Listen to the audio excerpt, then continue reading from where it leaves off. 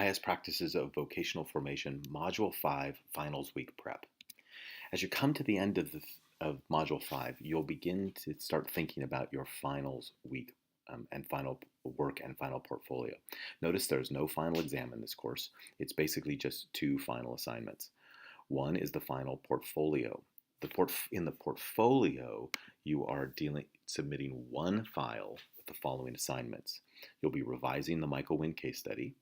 You'll be revising the Vocation and Social Cultural Identity autobiography, revising the vocation interview with the PT cycle, and you will be turning in a reflection paper on your Lexio vocation journal.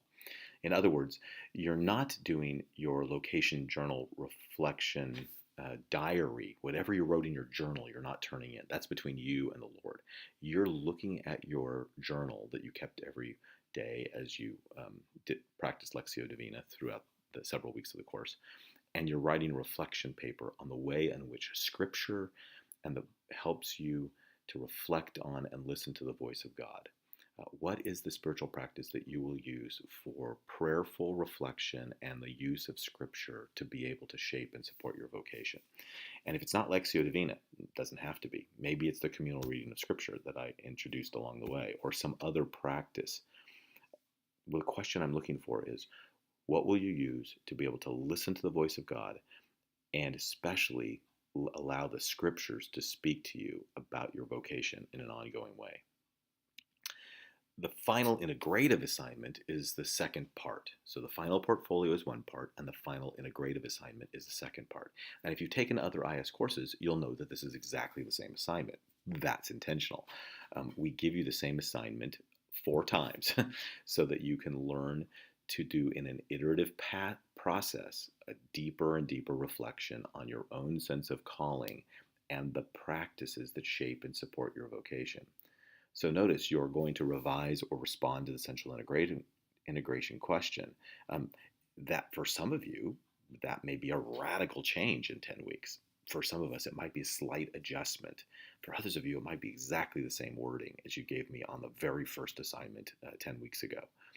But what matters is that you are clear about and getting more and more clear about your answer to the central integration question at this point in your Christian journey. How do you envision your call to God's mission in the world?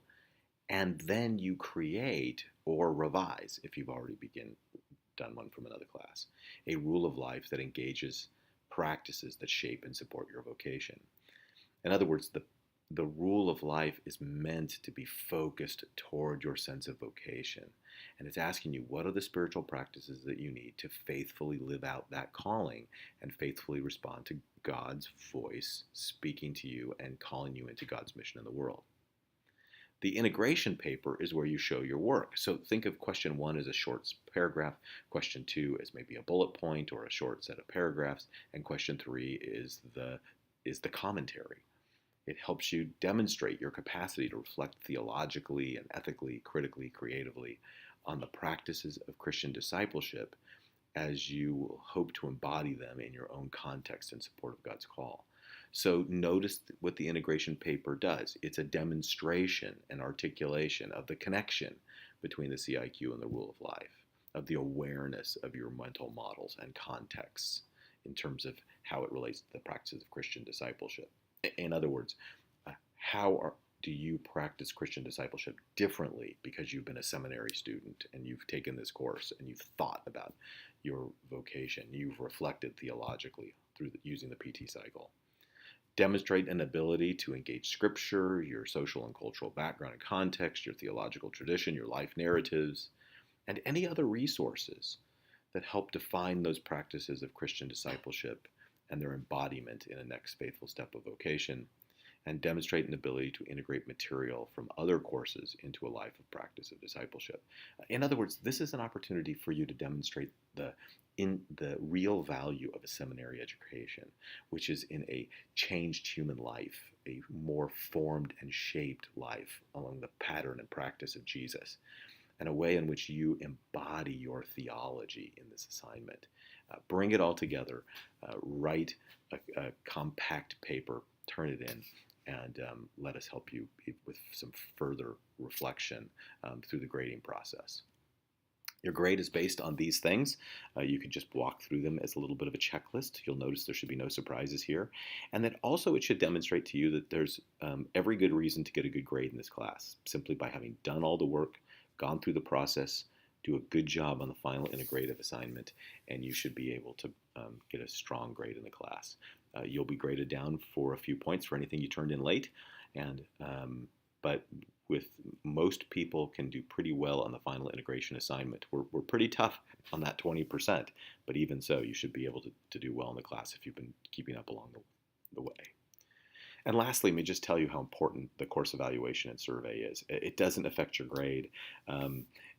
Not in any way. We won't even be able to see the responses to it until after the grades our grades for you are turned in. But it's really important. If you've found this course valuable, then you can thank the people who did course evaluations in the past. I'm really clear with my courses that I need as much feedback as possible, especially over distance, especially online, because I don't have a chance to look into your eyes or have you show me when you're bored, or if something's not connecting, or if an assignment's gone off the rails. So it's really important to me that you give as much feedback as possible. And if you do so, and if you found this to be an effective course, well, then pay it forward by doing a course evaluation and the post-term survey. And if you found that it's had some gaps, or that my performance as your professor has been wanting, well, then be clear as possible. Don't just give a low number and walk away. Truthfully, give the most accurate number possible and give the most accurate feedback possible. And I'll be a better professor, and we'll be a better seminary, and we'll all be all the better for it. Once again, thanks for being in the course with me, and it's been really good to have you here. I've enjoyed the interactions over the forums, and Josiah and I have enjoyed seeing the work that you've done. If there's any way that we can spend time connected together in a future class, or through an opportunity to connect on campus, or even in one of the places either one of us might be all around the country, I hope we'll have a chance to do so. Know that you're part of a larger learning community that is Fuller Seminary, and that we are pleased to be in it with you. If you need any help finishing up this finals week, just let us know.